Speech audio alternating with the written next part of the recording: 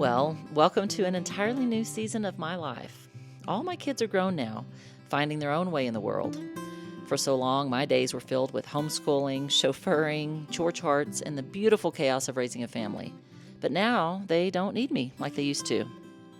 I've been struggling to figure out who I am now, what my purpose is now that motherhood looks so different. I'm in a very awkward and in-between place of letting go, but really not wanting to. So this summer, I've decided to pour myself into something new.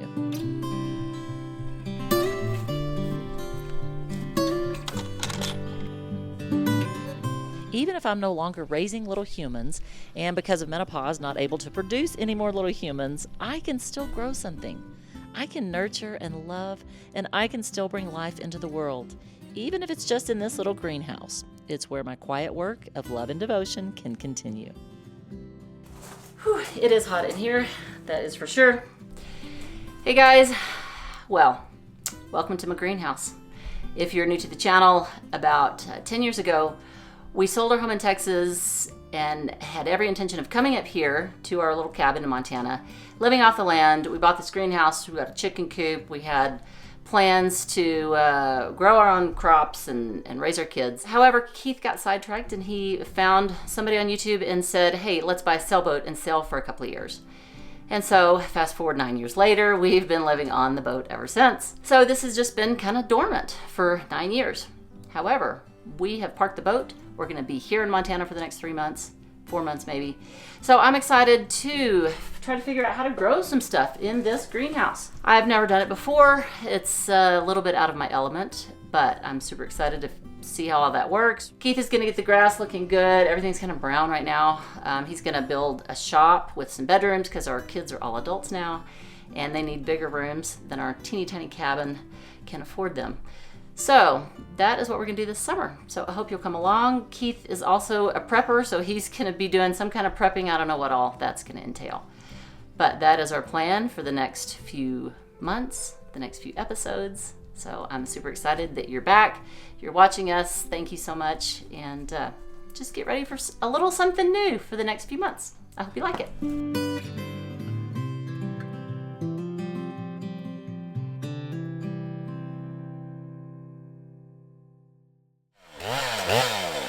Our first order of business was to remove the old rotten fencing that separates our yard and our growing area.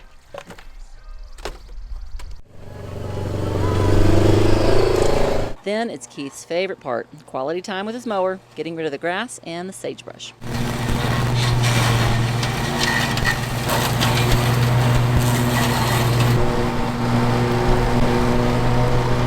A few years back, we built these in-ground garden boxes with high hopes and good intentions, and actually did grow a few things in them.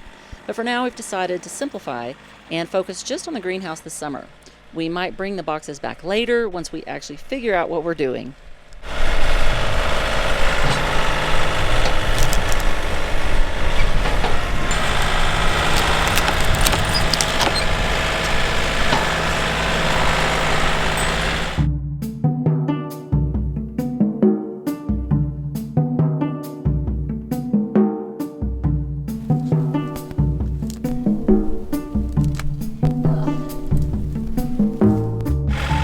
The original plan was to remove the top layer of soil from these old garden beds and reuse it as potting mix inside the greenhouse.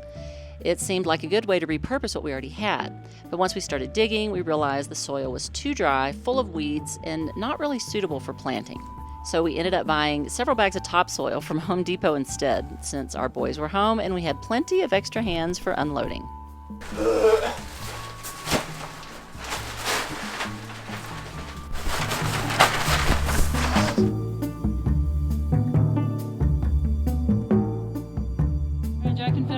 And yeah, we have an extra guest there. You might recognize him from the Bahamas crew. And this is Luke Rush, a friend of ours. That was a fail. He's making me nervous.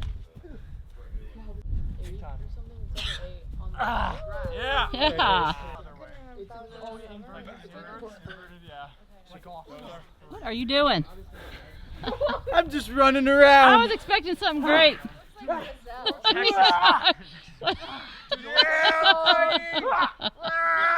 And there's Kate, and there's Anna, that's Luke's wife. Hello. Hello. They're hanging out here with us for a little while.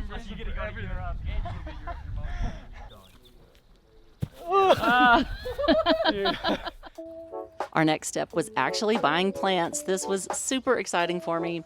I got carrots, tomatoes, onions, strawberries, blueberries, bell peppers, all sorts of stuff.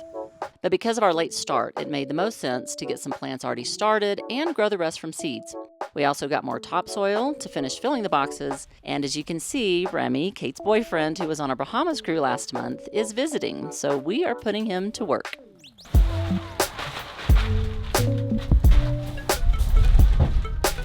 Next up was finishing the watering system. We extended the drip line from the old garden boxes into the greenhouse, and Keith carefully mounted all the lines along the interior framework.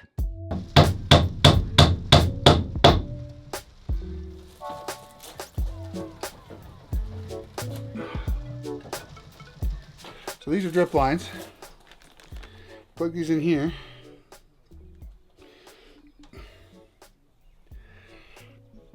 Like that. So you come up here, wherever you got plants, and you take this little guy here, you make a hole in here, like that. Put that in there. Then you just run these down to wherever you got stuff. You put, there's all different types of ends you can put on our drippers. Anything you want to put, anything you want to put on here. You can just bury that under there, wherever you've got a plant you want dripping. It'll drip right there. And I know I said this was going to be my greenhouse project, but Keith is my handyman. He does all the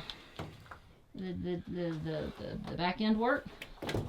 And I used ChatGPT to tell me exactly what to plant and where, based on which parts of my greenhouse get sun, when it gets sun, all this stuff.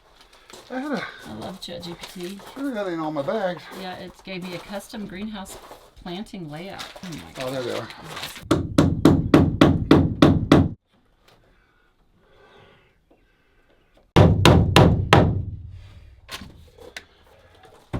If you have to add, when we add stringers to this, yeah, these should be misters more than likely. I don't know what they'll be, but if you have plants that are hanging, we'll plug into this and drop drip lines into the pots or whatever.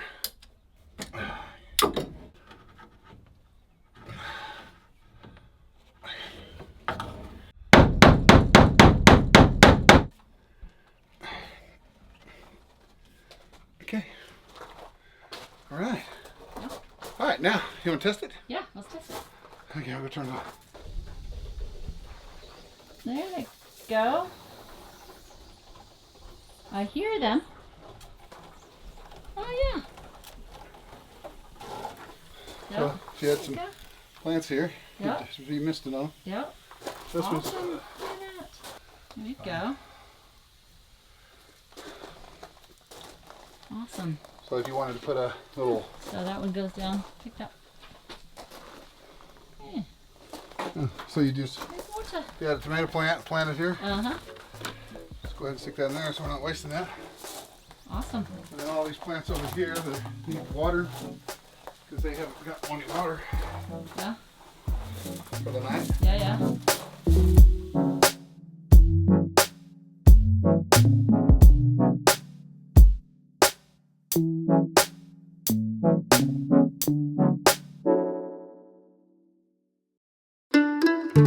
Deep in the backwoods of Montana, a bold new venture begins.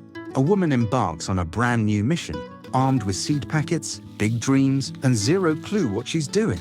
But one thing she does know is how to protect her digital garden from online pests by using Surfshark VPN. Surfshark keeps her passwords, bank info, and search history safe, secure, and growing strong. Just like she carefully puts the cage around the tomato plant to support and protect it, Surfshark encrypts her data and hides her location to protect her digital life. Greenhouse secured, internet even safer thanks to Surfshark. A huge thanks to the sponsor of today's episode, Surfshark. Go to surfshark.com/Zatara right now to get 4 months extra. Also, Surfshark has a 30-day money-back guarantee, so if you don't like it, you can get a full refund up to 30 days. The QR code is on the screen. The link is also in the video description. Work smart, play safe, explore freely with Surfshark. Well, after days of planning, hauling dirt, and setting up the watering system, it's finally time to start planting these guys. I did a lot of research beforehand to tell me how far apart to plant each item, how deep they need to be, and whether they need a drip line or a mister. Since I'm going into this for the first time, I'm sure half the stuff I plant will probably fail, but I went into it knowing that this first summer is about learning. And whatever doesn't work this year, I'll do better next time. This is a blueberry bush.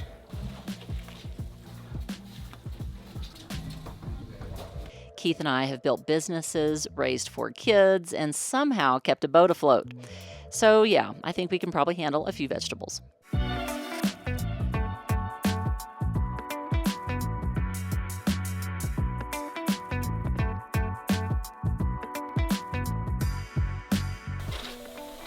Okay. We've got carrots and onions.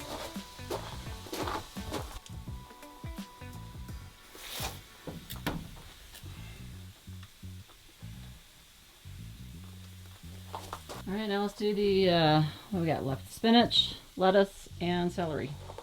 Based on the timing of this project, my research said I'd need to plant some already sprouted plants and some started from seed. The cilantro or coriander is ready to harvest, but I read that I can just cut the leaves as needed and they'll continue to regrow. I also planted lots of strawberries, colorful bell peppers, jalapenos, watermelon, cantaloupe, and I'm super excited to see all the colors in the coming months.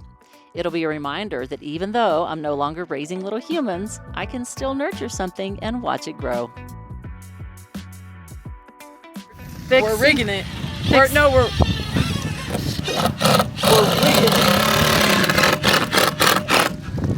So split.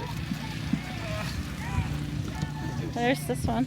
It's almost red, white, and blue for 4th of July. Red, white, and purple. All right, we're in town today. We're gonna buy some sod. Keith is gonna put some grass down in the spots that we removed all those garden beds. And so that's what we're doing. There's our grass. It's kind of cool.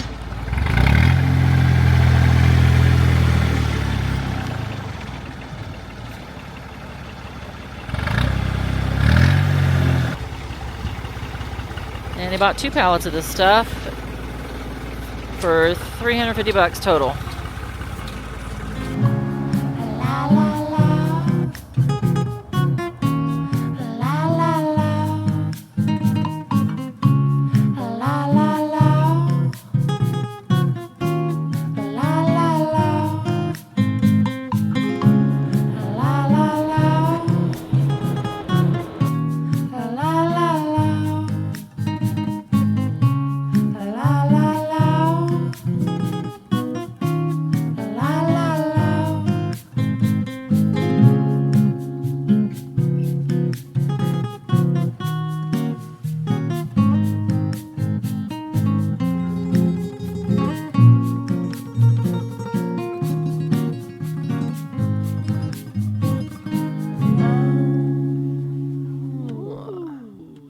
Pretty good, yeah. And look at my beautiful greenhouse. It turned out so well. Kate and Remy actually built the step here, and I love it. It's so cute. We put flowers all around the sides. Also, I'm gonna put a time lapse inside so that we can watch the progress over the next few weeks and months as everything grows. I'm super excited about that. Thanks again for watching, guys. And even though we aren't on the boat right now, we still love boat life. We still consider ourselves blue water cruisers. We're just taking a break, but you don't have to, because Blue Water Cruising puts out live workshops every month. This month it is on July 23rd and is again dedicated to boat buying and how to avoid the 5 most expensive mistakes boat buyers make. What to look for in listings, how to spot an overpriced or overhyped boat, all sorts of good stuff. You're not gonna wanna miss it. Go to bluewatercruisingplan.com and reserve your spot, or the link is also in the video description with lots more details. Click the like button, click the subscribe button if you don't already. That helps us out a lot. And I will see you guys next time. Have a great weekend. Bye.